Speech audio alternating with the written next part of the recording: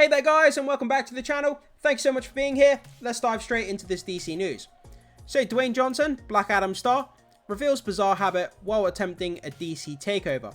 So this video is going to have two parts. In the first part, we're going to be talking about Dwayne Johnson during the production of Black Adam, how he tried to take over DC Studios.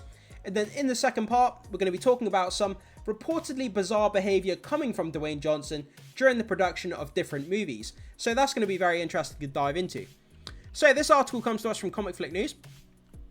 So a recent report validates suspicions held by fans and fellow followers of the DCEU from a few years back. Supported by current trends and available information, Dwayne "The Rock" Johnson's endeavor to dominate the cinematic universe and position himself at its core has been confirmed. So according to the Wrap, Dwayne Johnson aimed for his production company, 7 Bucks Production, which co-produced Black Adam and Shazam, to assume leadership of DC films from Walter Hamada and his underperforming tenure, which delivered The Flash and Birds of Prey. Those two movies are absolute garbage. How Birds of Prey was ever got the green light to be made will forever baffle me. And The Flash, I mean, the CGI was just absolutely horrendous, took me out of the film. But yeah, so it looks like Dwayne Johnson was trying to position himself to take over DC Studios from Walter Hamada during his reign. And it looks like he was trying to position himself to be kind of the main man and take Black Adam forward. And Black Adam was going to be the central character within the DC kind of continuity. But obviously that didn't work out. But let's keep reading and see what happened. So the report alleges that Johnson and his ex-wife or business partner, Dany Garcia, held a meeting with Warner Brothers, Discovery CEO David Zaslav in 2022, while the primary focus was on Black Adam and the potential return of Henry Cavill, as it should have been. Henry Cavill, I mean, I'm not even going to go into it because we could sit here all day talking about Henry Cavill. But yeah, as Superman, inside sources claim that Johnson also used the opportunity to advocate for greater influence. So, like I said before, he was trying to put himself into a position of power. He was trying to kind of run DC, trying to take it from Walter Hamada. And it looks like that's what he was trying to do while in production with Black Adam. So, as Black Adam underperformed, Dwayne Johnson's aspirations fizzled, leading to James Gunn and Peter Safran's rise to the helm of the revamped DC Studios. In the aftermath, reports surfaced of Henry Cavill severing ties with Garcia as his manager. Johnson attempted to bolster his position with purported profit figures for the film proved misleading and subsequent scrutiny revealed.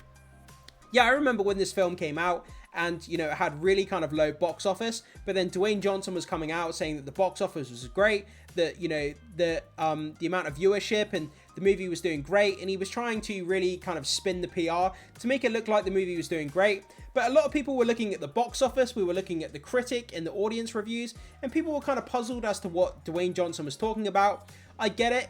He's a businessman. He was trying to put a positive spin on what was happening with the movie after it was released, but he just couldn't salvage what happened to it, unfortunately.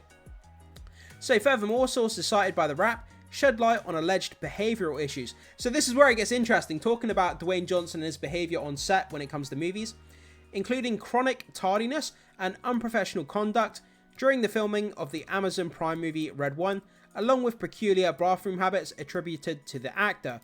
Yeah, so the guy seems to be so hardworking, he seems to be so genuine, charismatic, and it doesn't seem like, you know, he would do any kind of bizarre behaviour. But from what we're going to read, it's very peculiar and very strange. But yeah, let's get into it.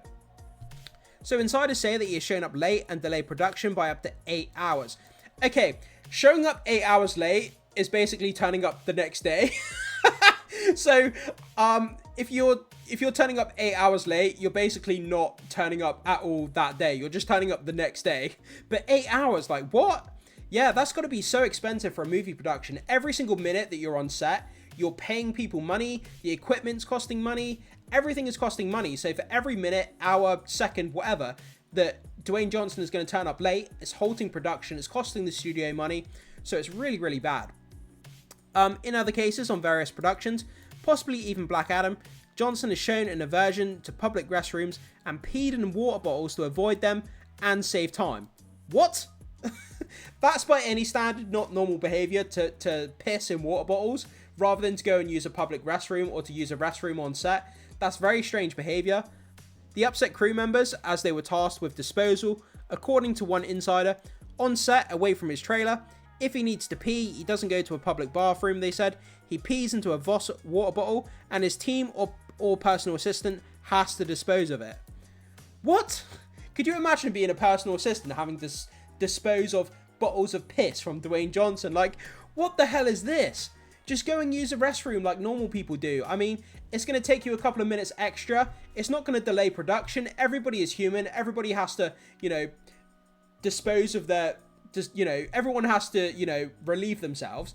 So, is he trying to save time? Or is he just thinking that he's some sort of superior human that he can just piss on a bottle and get people to get rid of it for him? It's a very strange behavior for sure. So according to one source, the situation was described as a disaster. Dwayne truly doesn't give a fuck.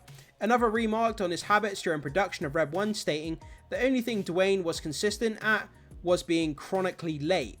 So it seems like he's just turning up late for movies left, right and centre, doesn't care to be on time, doesn't kind of value people's time and money and effort to be on time and to make sure productions run smoothly. And this is really not good. Like I say, for every second, minute, hour that you're late on a production, that's costing the studio a ton of money. They have to pay people, they have to pay the equipment, everything. So it's really not good to turn up late, especially 8 hours late, which is just insane. So other characters, others categorized his behavior as a control thing, highlighting his reluctance to work beyond 4 or 5 hour days. Additionally, reports indicate instances where Johnson violated COVID protocols, and concerns have been raised about the lack of experience among executives under him at 7 Bucks production. So it seems that he's pissing in water bottles, he's turning up late, he doesn't want to work more than 4 or 5 hours at a time, he violated COVID protocols, and it seems to be a control issue from what these people are saying here. And a lack of experience among executives under him at 7 Bucks production, which is his own company. So despite the negative portrayal, representatives from Amazon and MGM have refuted the insider's assertions. Dwayne Johnson and 7 Bucks have been incredible partners on Red 1, a film that audiences of all ages are going to love this holiday season, stated one spokesperson. So they have refuted these allegations.